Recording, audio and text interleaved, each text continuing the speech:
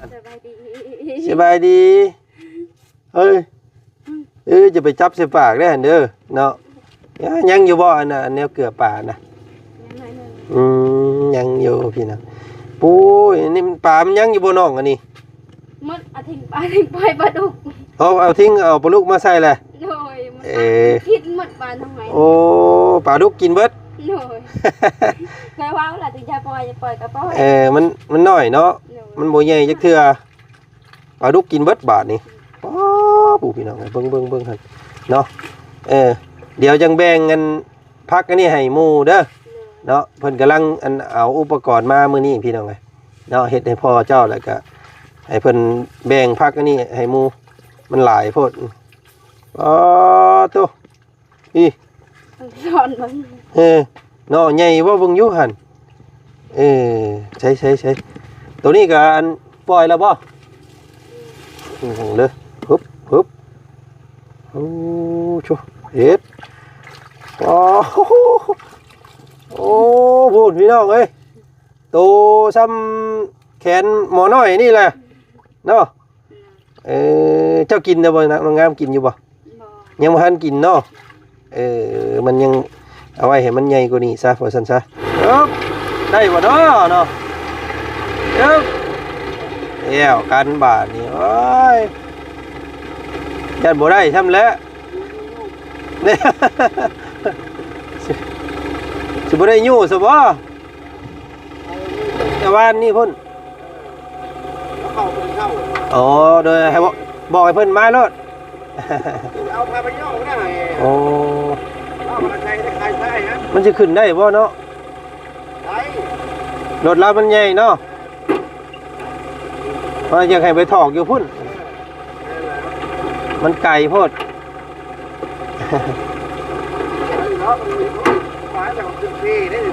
โอ้เชยังได้เนาะเจได้สัตว์พี่น้อง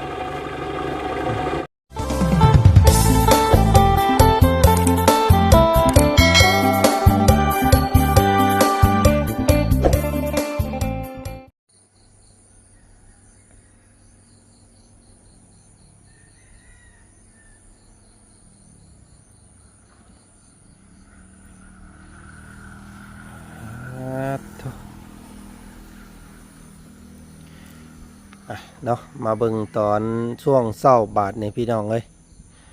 อุกเอาอังดีพี่น้องเลยเนาะ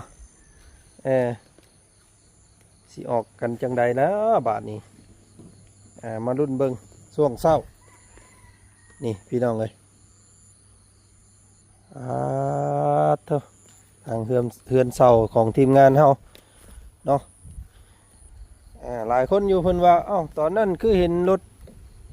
เจ้าของดินเพิ่นเอามาถมให้แล้วว่าซั่นเนาะพี่น้องยังบ่ทันได้สะบ่ว่าซั่น นี่แหละพี่น้องไอ้ดินโตที่ว่าเพิ่นเอามานี่แหละเนาะ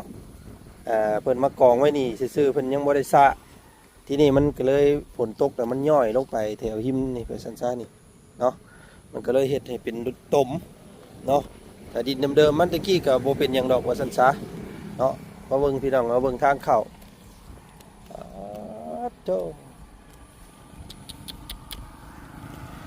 โอ้นี่พี่น้องนี่แหละค่าวานนี่มันแบบว่ามันตกลงมานี่แหละมันวิดท้องมันเนาะวิดท้องมันเนี่ยมันเห็ดให้รถมันเบิดช่วงแบบที่นี่ก็เลยค่าพี่น้องเลยเห็นบ่ทางเบ้นได้บ่เนาะบาทนี่พี่น้องเลยเนาะนี่เบิ่งทางนี้ก่อนพี่แหละสิแลนออกมาพี่แหละบาทนี่พี่น้องเลยได้อยู่เนาะโอเครุ่นเบิ่งเนาะรุ่นเบิ่งน้ำกันเด้อบาทนี่พี่น้องเลยเจ้า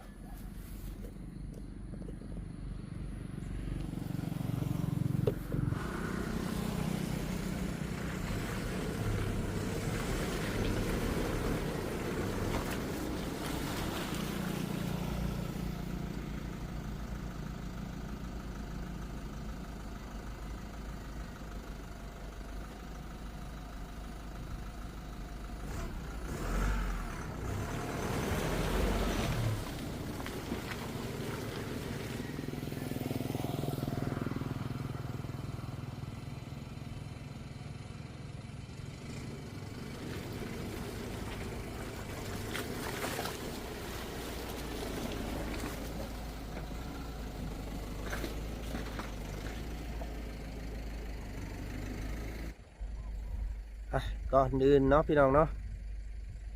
กับทักทายสบายดีพ่อแม่พี่น้องเนาะหมู่เพื่อนกันหมดสุขุสุขคนตื่นเช้าๆมื้อนี้พี่น้องกัน6 โมง 7 โมงเช้าเนาะทางรถดินบล็อกพี่น้องรถแห่รถทรายเนาะเพิ่นโทรมาปลุกว่ารถมาฮอดบ้านน้องงามเลยเด้อว่าสันพี่น้องเลยเนาะเอาลงอยู่ไซว่าสันโมฮู้ว่าสันเนาะพี่น้องเพราะว่าเป็นเจ้าใหม่เด้กะมื้อนี้ทางบ่จันกะตื่นแต่เช้าสิแล่นไปเบิ่งก่อนพี่น้องเลยเนาะไปเบิ่งไปส้มกันอยู่พุ่นแหละบ้านน้องงามกันเลยพี่น้องเลยเนาะสั่งอุปกรณ์มาเฮ็ดบ่อป่าให้มันสำเร็จแต่ละบ้านว่าซั่นซะพี่น้องเลยเนาะกะซักซ่าแน่พี่น้องเลยเพราะว่าบ่จันกะไปทางบ้านพุ่นแหละบ้านผาน้ำใหญ่พี่น้องเลยเนาะเมืองล่องแจ้งแขวงไส้สมบูรณ์เนาะกะมาแล้วก็ต่อกับลำไห้ลำหน้าน้ำเนพี่น้องเลยแล้วก็เลยทิมช่วงไปเนาะมื้อนี้ทางบ่จันก็ได้มาสานต่อเนาะทางเมเพิ่นก็ซอยทางผ่านทางบ่อเสียงพี่น้องเลยเนาะเฮ็ดปิ่นปัวน้องคำดีเนาะอันนั้นก็ได้ถึงว่าหายเศร้าแล้วอันนั้นก็เนาะพี่น้องเนาะกำลังระดมกันซื้อที่ซื้อดินให้เพิ่นอยู่ว่าสันพี่น้องเนาะก็มีงบแล้วตอนนี้ก็ประมาณ5 ล้านยังขาดอีกหลายอยู่พี่น้องโอ้ยเนาะจังได๋ก็มีกำลังแห่งใจพี่น้องไปเบิ่งไปส้มอยู่บ้านน้องงามกันเลยเนาะไปพี่น้องอัปเดตน้องปูน้องปลาน้องเพิ่นน้ำกันไปเนาะโอเคมาฮอดบ้านเพิ่นแล้วพี่น้องเนาะพ่อกับพ่อน้องน้ำผึ้งเพิ่นโอ้บ่ได้พ่อกันแต่ดนเนาะสบายดีอ้ายสบายดีโอ้ยเป็นนี่ได้เนาะลูกเต้าบ่ค่อยเห็นเพิ่นภาพได้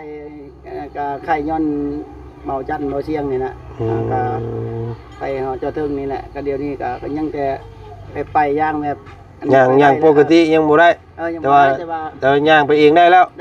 ไปลิ้นยังได้แล้วตั้งแต่นั่นก็บ่ได้เบิ่งเพิ่นเลยมาบ่ค่อยเห็นเนาะเห็นว่าพาเพิ่นไปเดี๋ยวนี้ก็ดีใจแล้วมันแล้วเพิ่นได้ย่างได้ไปแล้วได้ไปขายยังก็ไปเองนะไปเองได้แล้วเนาะแต่ว่าอย่าเพิ่นเอ็ดเนี่ยยังเกเซลแล้วเนาะมันคือเก่าบ่คือได้เพิ่นเว้าอยู่บ่คือเก่าแล้วแต่กี้เจ็บยังก็เจ็บอันนี้ใครแน่แล้วย่างได้ไปลิ้นได้แล้วโอเคสันพี่น้องเอ้ยพอดีมื้อนี้อันบ่าวจันสั่งสั่งทรายสั่งปูนนี่แล้วมาเนาะมาเฮ็ดสืบต่อน้องปลานี่แหละว่าสันพี่น้องเอ้ยเนาะมันจนสิบุ่มมนมาแล้วเนาะเพิ่นขุดไว้เนาะกลับไปฉีดหญ้าพุ่นโอเคสันพี่น้องเอ้ยเนาะเบาเสียงแน่ไปให้เขาเป่านึงเพิ่นมาตอนเพิ่นมาหาอีกอยู่บ่โดยเพิ่นให้เขาเป่านึงก็เลยก็ชื่อเขาเป่านึงมาฉีดยาโอเคสันเดียวถ้ารถอันนั้นเพิ่นมาก่อนสิพี่น้องไงเนาะสิเอาลงใบมุงไหนเด้พี่น้องไงเนาะเดี๋ยวหาบุงเงินเอาลงก่อนเอาลงมุงเงินหิมนี่ก็ได้บ่เนาะก็บ่นั่นเลยยังบ่ทันเฮ็ดกันได้หาบุงใบก่อนพี่น้องไงเนาะเด้อชาวบ้านเพิ่นสิว่าหากะมาแต่บ่งคนติดถ้ำพุ่นเห็นอยู่บ่เห็นอยู่ก็เลยช้าแน่โอเคแล้วสิได้สารต่อเดี๋ยวนี้แหละบัดนี้แหละพี่น้องไงเนาะโอเคพอน้องกันขอบใจหลายๆเนาะเดี๋ยวสิไปเยี่ยมน้องเพิ่นเบิ่งไปเลยจังหน่อยเนาะมาเยี่ยมยามเบิ่งเพื่อนน้องงามก่อนเนาะ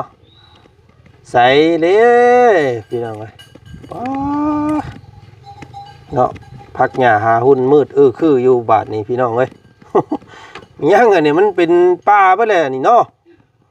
โอ้โจโพดโพแล้วนี่พี่น้องมากมันนี่มันเป็นอยู่บ่น้องอันนี้ฮะมากอันนี้มันเป็นอยู่บ่หมากมันน่ะยังบ่เป็นมันงามก็ดอเนาะป้าบุเฮ้ยใช่คนน้อยหากระตื่นบ่นี่โ ว่าไปที่ใดน้องปลาเฮาน่ะเฮ้ย มาเบิ่งอยู่มาเบิ่งอยู่เนาะ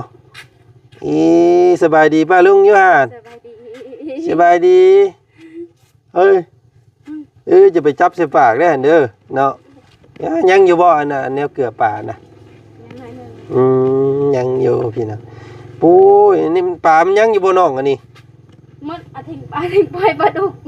เอาทิ้งเอาปลาลูกมาใส่แหละ โดยมันคิดหมดปลาทำไม โอ้ปลาลูกกินเบิด โดยเคยว่าเวลาถึงจะปล่อยก็ปล่อย มันน้อยเนาะมันบ่ใหญ่จักเทื่อ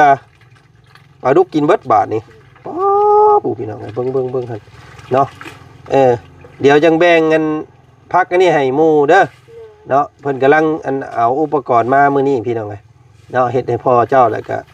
ให้เพิ่นแบ่งพักอันนี้ให้หมู่มันหลายโพดอ๋อโตอี สอนมัน เนาะใหญ่บ่เบิ่งอยู่หั่นใช่ตัวนี้ก็อันปล่อยแล้วบ่เลยฮึบโอ้ชูเฮ็ดโอ้พูดพี่น้องเอ้ยโตซ้ำแขนหมอน้อยนี่แหละเนาะเจ้ากินได้บ่น้องงามกินอยู่บ่ยังบ่ทันกินเนาะมันยัง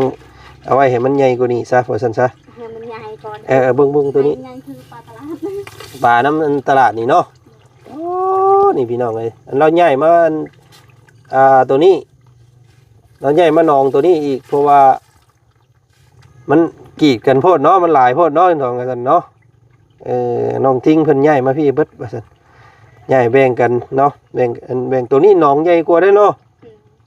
คำนั้นกันใหญ่ว่าหนองนี่หลายกว่าก็ได้นี่พี่น้องเอา หมดเลยปลาน้อย ปลาน้อยเบิดเลย กินหมดหมดทิ้ง เนาะโยคำว่าเอาปลาดุกมาเนี่ยมันกินอยู่แล้วพี่น้องเนาะเพราะว่ามันน้อยเนาะโมใหญ่เลยปลาโอ้สร้างเป็นให้พี่น้องไงพักอันนี้ก็สัตว์หลายเนาะให้เจ้ายางออกเด้อบ่ได้เด้อน้องเด้อแบ่งถิ่มเส้นน้องมูถิ่มเส้นน้องพ่อเจ้าก็ได้เนาะมันหลายโพดมิแต่อ้ายสิรัดเอาอันนี้ก้อนนี่พี่น้องเลยเนาะเพิ่นมาแล้วไปจักเอ้าเดี๋ยวเราว่าเอาไปเบิ่งก่อนเนาะเพิ่นโทรมาแล้วไปจักหั่นหากันมาแต่เมืองคนติดถ้ำ เห็นอยู่บ่ เป็นอยู่ เนาะยิ้มไปเบื่อเฮ้ยหมอเฮ้ยนี่เนาะพ่อไปเฮ็ดเวียกคือเก่าบ่พี่น้องเนาะเป็นนะว่าหมากหุ้งน้อยเฮานะหมากหุ้งเตี้ยนะยังอยู่เนาะมันยังเตี้ยอยู่พี่น้องเอาอันกี่เบ้ใส่เงามันเด้อให้มันใหญ่ไวเนาะมีแต่อยู่เฮือนเอามาน้อย2ตัวนี้แหละสั่นเนาะบ่ได้ไปใส่แล้วอันนี้เฮ้ยหมอนี่ชงสิบ่อายดอกพี่น้องเนาะชงสิบ่อายซ้ำหมอนั่นหมอนี่บ่ได้หมอนี่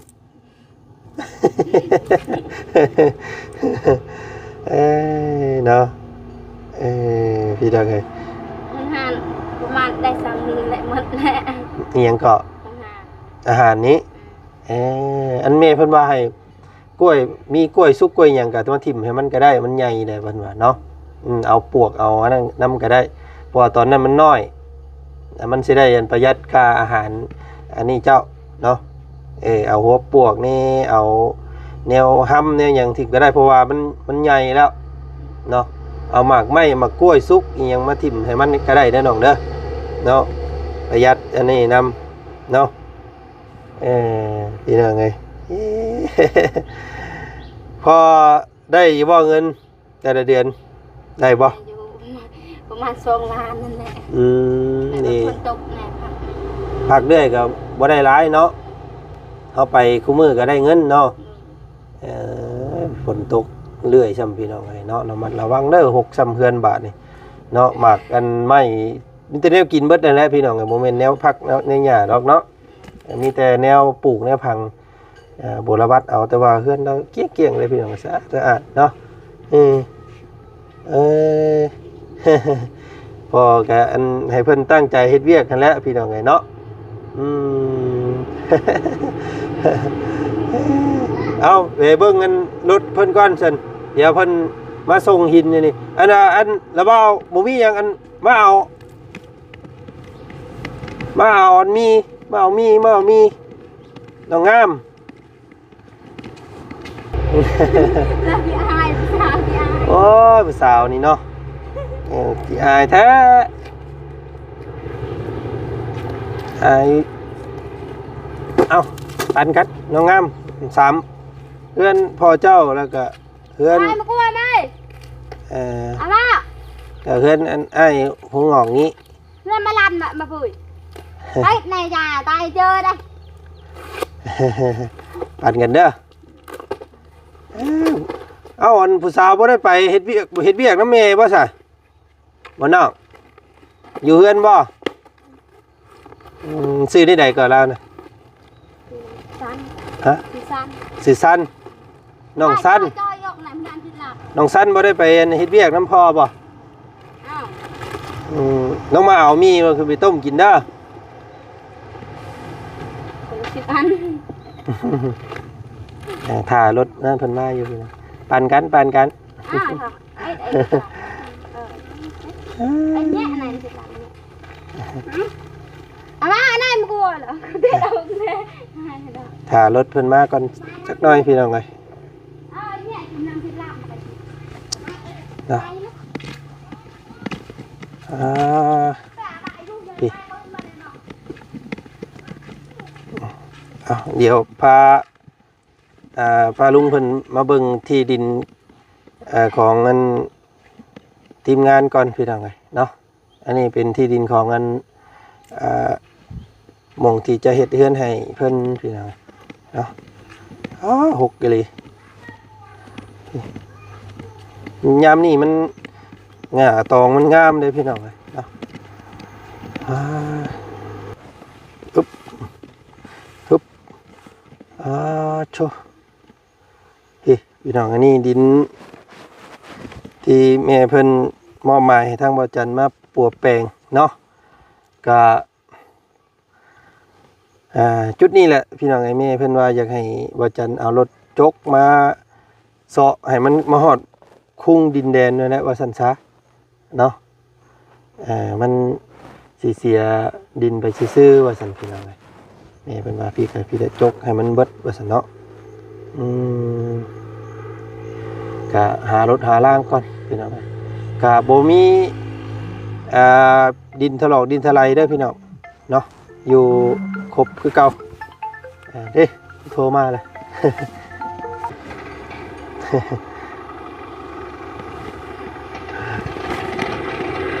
เป็นทั้งเพิ่นแหละ ได้บ่เนาะเนาะแย่วกันบาทนี่โอ้ยยันบ่ได้ทำแล้วเนี่ย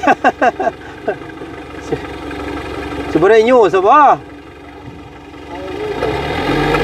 เอาถอยก่อนถอยนักซ้ำเนาะ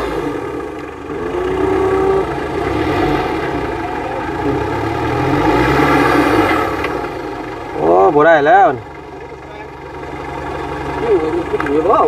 บ่ได้คำนั่นก็เอาลงนี่ก็ได้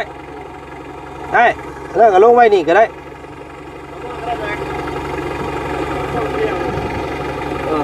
นี่เอาไว้มงตันบ่ให้ตันทางเพิ่นนี่อันนี้ได้เพียงอยู่ ขึ้นบ่ได้ เราเอาไว้มงเดียวกันได้มันยันมันเฮียของเพิ่นให้เพิ่นมาคนเอาบ่ได้เนาะแล้วกัน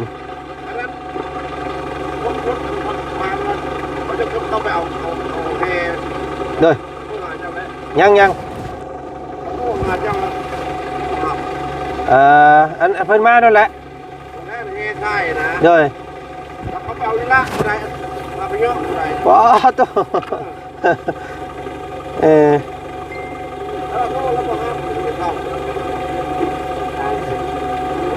โอ้เพิ่นเห็นเพิ่นโทรมาแต่ว่านนี่พุ่น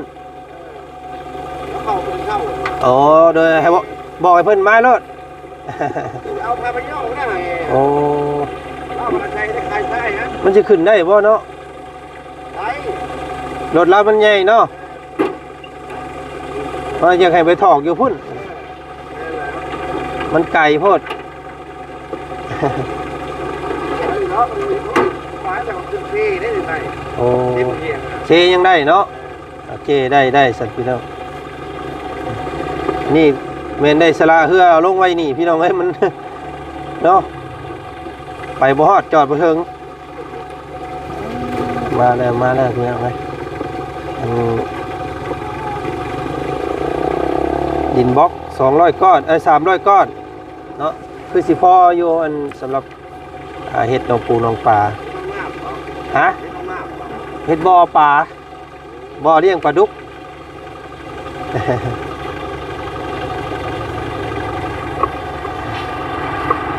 ห้องน้ำแล้ว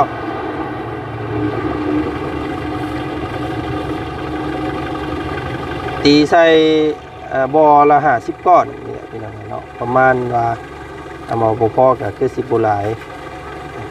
10-60เนาะ300ก้อนอืม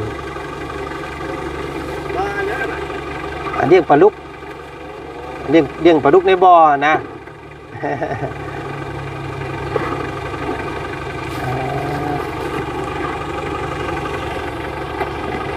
บ่รอดเนาะบ่ขึ้นเนาะพี่น้องไงมันอยากมื่นเนี่ยทางอะไรเลยสละเพื่อเอาไว้นี่ว่าซั่นซะพี่น้องไงเนาะกะให้เพิ่นหามเอามาเลย แล้วก็เล่าพ่อว่ะ ยังแหกยังหินกับทรายบาดนี่พี่น้องไงเนาะเพราะว่าปูนนี่สิได้แก้มาเองแหละเนาะ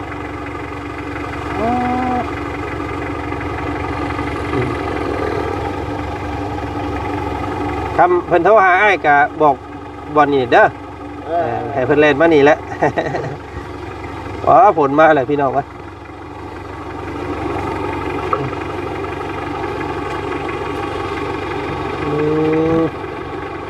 แล้วกันบาดนะครับป้าอันนี้ไว้นี่เด้อ300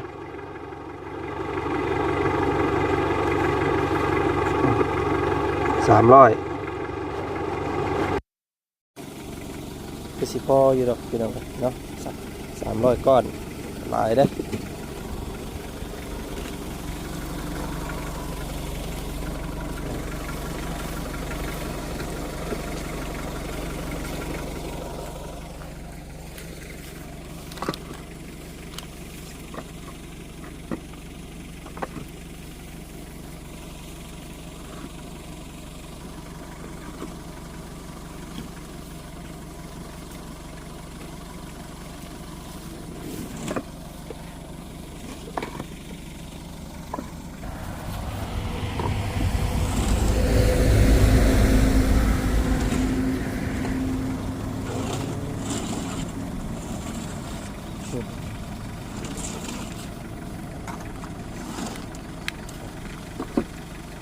วางได้หนึ่งก่อนมาแล้วพี่น้องเอ้ยสีเริ่มปฏิบัติการต่อเรื่องอันบ่อปลาก่อนเนาะเดี๋ยวจังเอาตัวบ้านของลูกสาวไอ้ผมงอกเพิ่นสันพี่น้องเลยโอ้ฝนเนาะ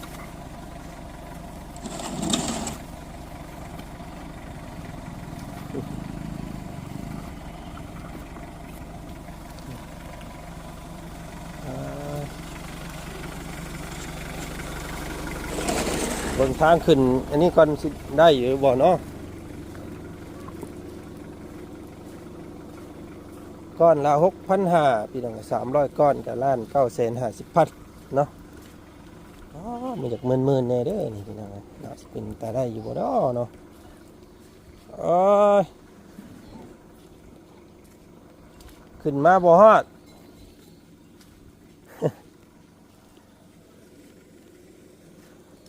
กีฬาอัน บ้านรถอันน่ะแห่กับทรายมาน่ะบอกเพิ่นมาถอกอยู่ว่างั้นเด้อบอกหมู่เก่าของอันของเจ้าหั่นเด้อ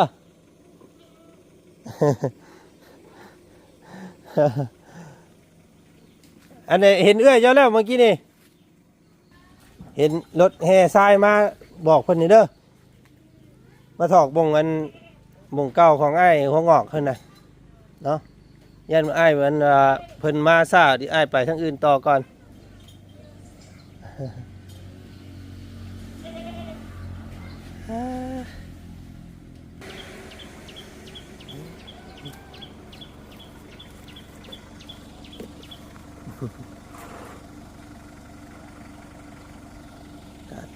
ดีๆตอนเช้าๆพี่น้องเอ้ยบรรยากาศ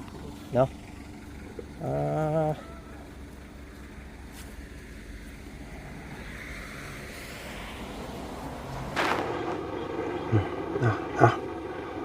พี่น้องไอ้กะคนเอาแน่และว่าซั่นซะมันกะไก่แน่แหละเนาะว่ามันขึ้นบ่ได้รถเพิ่นมันบ่มีโฟพี่น้องเอ้ยอีกอย่างก็เป็นรถที่แบบว่าเพิ่นบ่ค่อยดึกบึนปานใดนะเอาลงหันกะใครกว่าหม้องอื่นอยู่ดอกซั่นซะพี่น้องเอ้ยเนาะ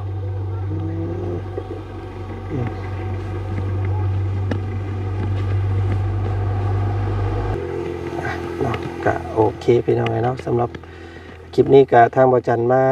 ดำเนินการต่อเรื่องบ่อป่าพี่น้องในที่นี่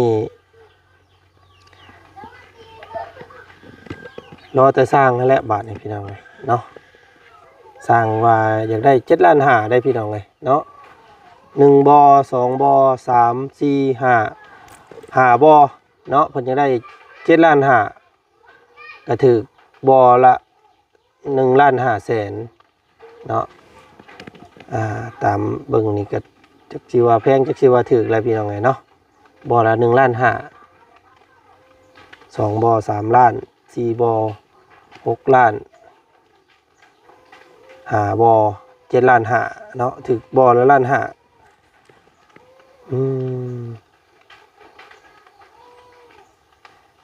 ก็คำว่าสิว่าแพงกับบ่แพงพี่น้องมันก็คือว่าแหละเนาะมันเล็กคนดินนี่แหละบาทนี่พี่น้องคนดินไข่นี่ เนาะโอเคสพี่น้องเดี๋ยวติดต่อหาสร้างไม้เบิ่งก่อนครับเพิ่นสิมาจังได๋ครับบ่มาก็สิได้ติดต่อหาทางสร้างผู้เก่านี่แหละเนาะจังได๋สิเคยได้พึ่งพาหาใส่กันได้พี่น้องเนาะก็ติดตามเบิ่งแล้วกันคลิปหน้าเนาะคลิปนี้ขอตัวก่อนพี่น้อง